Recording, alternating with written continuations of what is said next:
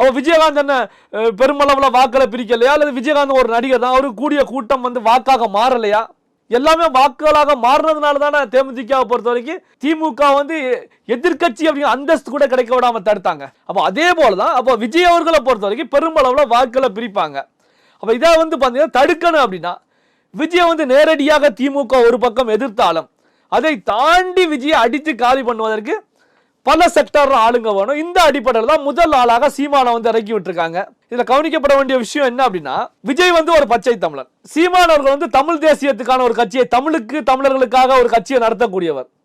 ஆனா எதிரி யாருங்கிறதே மறந்து அம்பை வந்து தன்மையிலே தானே வந்து வீசக்கூடிய ஒரு நிகழ்வா தான் இதை பார்க்க முடியுது. அதாவது அம்பு வீச வேண்டியது வேற்றுமொழி பேசக்கூடிய சீமானுடைய கொள்கை என்ன, தமிழ்நாட்டை தமிழன் ஆளணும். அப்போ அம்பு எங்க போகணும் அப்படின்னா தமிழர் அல்லாதவர்களுடைய கழுத்தை நோக்கி தான் அம்பு போகணும். ஆனா சீமான் அவர்கள் என்ன பண்றாங்கன்னா அதை திசையை திருப்பி வச்சு அவரை நோக்கி அவரே அம்பை வீசிட்டு இருக்காரு. என்ன அப்படின்னா அவருக்கு ஆதாயம் கிடைக்கிறது.